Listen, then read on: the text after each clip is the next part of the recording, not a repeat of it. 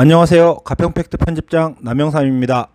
브리핑을 시작하기에 앞서 어제 6월 4일 앵커 브리핑이 취소된 점 사과 말씀드립니다. 오늘은 어제 행정사무감사 내용과 오늘 내용을 종합적으로 알려드리겠습니다. 먼저 6월 4일 행정사무감사 내용을 요약해드리겠습니다. 어제 행정사무감사는 관광과를 시작으로 문화체육과, 일자리경제과, 세정과, 복지정책과, 행복돌봄과의 순으로 진행되었습니다. 관광과의 감사에서 최정용 의원은 가평 관광 순환버스 정거장이 주변 상가와 멀리 떨어져 있어 관광버스가 가평의 지역경제 발전에 크게 이바지하지 못하는 점을 지적했습니다. 그리고 현재 위탁 운영되고 있는 이화원은 점점 관광객이 감소하고 있어 보조금을 지원하고도 위탁 업체로부터 소송을 당하고 있는 문제를 제기했습니다. 배영식 의원은 가평역에 있는 안내 홍보판의 후면이 없다는 점을 지적하고 가평 관내 홍보물 일원화를 당부했습니다. 또한 밀리터리 테마공원은 53억 원을 투자하여 2014년에 시작하였음에도 7년 넘은 현재도 진척이 없고 투자 업체가 계속 바뀌어 사업의 신뢰성과 지속성이 의심받고 있다고 했습니다. 문화체육과 감사에서 이상현 의원은 음악역 사업에 있어 BTM 플랜 B와 계약을 했는데 계약서 사항에 대해서는 예고기간이 있어야 한다고 지적했습니다.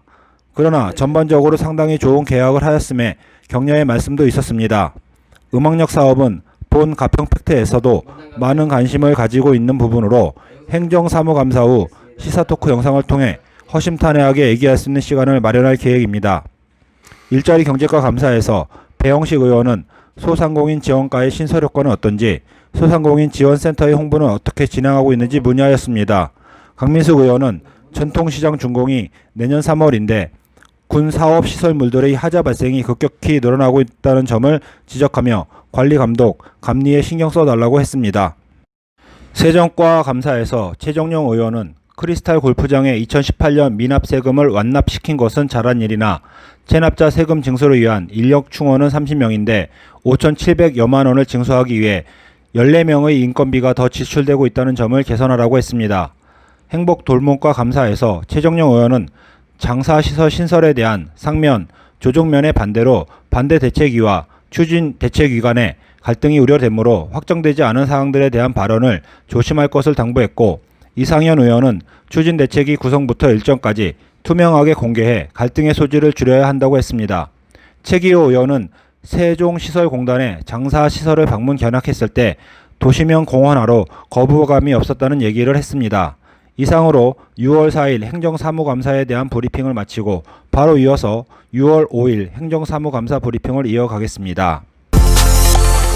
오늘 6월 5일은 건설과를 시작으로 안전재난과, 농업정책과, 산림과, 도시과 순서로 감사가 진행되었습니다. 건설과 감사에서 최정용 의원은 청평역에서 상면까지 자찬기 자전거길은 2억 원의 작은 예산으로 교통량이 적은 군도를 잘 개발한 사례로 자탄기 푸른숲에서 상보리, 율길이, 봉수리까지 상면을 한 바퀴 돌 수 있도록 추진하면 더 좋을 것이라 말했습니다. 배영식 의원은 적은 예산으로 가능한 것을 지금까지 시행하지 않은 것을 지적했고, 운악산 쪽으로 확장하는 논의도 필요하며 이번 기회에 노선에 대한 이름도 지나는 지역에 맞게 아름다운 이름으로 변경하는 것을 제안했습니다. 연만희 의원은 발전소 주변 지역 지원 사업에 대한 질의를 했습니다. 강민석 의원은 제2경춘국도 진행 사항의 경과에 대하여 질문하며 제2경춘국도가 가평군 안으로 관철될 수 있도록 건설과에서 지속적이며 적극적인 추진이 있어야 한다고 당부했습니다. 안전재난과 감사에서 여러 의원들은 하천 정비 사업과 수상 레포츠 산업에 대한 높은 관심을 보이며 많은 문제 제기를 하였습니다. 배영식 의원은 여름 성수기에 행락객들의 하천변 쓰레기 투기, 취사 문제, 무질서한 주차 문제에 대한 지적을 하며 과태료를 부과하거나 고발 조치를 한 사례가 있는지 질의하였습니다. 이에 이기학 과장은 취사 고발한 사실은 없으며 고발을 한다면 이를 고시해야 한다고 답변했습니다. 강민숙 의원은 현재 진행 중인 사가방 마을 하천정비 사업의 심각한 문제점에 대해 사진 자료를 제시하며 신랄하게 비판하였습니다. 이상의 의원은 캠프통 아일랜드의 불법 영업에 대해 가평군에서 적극적으로 대처하라고 주문했습니다. 현재 캠프통 아일랜드는 영업 허가가 나지 않은 상태에서 고발이 있음에도 불구하고 지속적으로 영업을 하고 있어 타 방송에서도 많은 문제 제기를 하였고 저희도 정기회의가 끝나면 이 부분에 대해 집중 취재하여 알려드리도록 하겠습니다.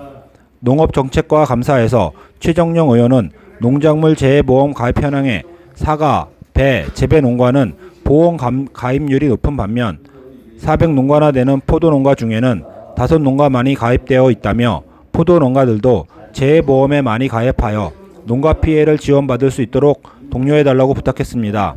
이상현 의원은 작년 직거래 장터를 해서 1억 7천만 원을 올해는 1억 3천만 원 정도의 판매를 했다고 말하며 코로나19로 상당한 어려움을 겪고 있는 농가와 가장 연관성 높은 농협 하나로마트를 연계해서 코로나19 도끼 판매를 했는데 3일 동안 800만 원의 판매는 너무 조조한 것 아니냐는 지적이 있었습니다. 최정령 의원과 강민숙 의원은 이구동성으로 농어촌 민박 산업에 대한 군의 지원과 보살핌이 필요하다고 얘기했습니다. 최기호 위원장은 고양시에서 실시하고 있는 벽화 그리기 사업을 얘기하며 가평군에 계약한 화공분의 도움으로 축산농가의 벽화 사업을 추진하는 것은 좋은 방향이니 고려해달라고 했습니다. 산림과 감사에서 강민숙 의원은 양구는 젊은 청년들에게 30년 무상 임대로 젊은이들이 양구 정책을 펼치고 있는데 가평군은 임야가 80%임에도 이런 사업이 없는 것을 지적했습니다.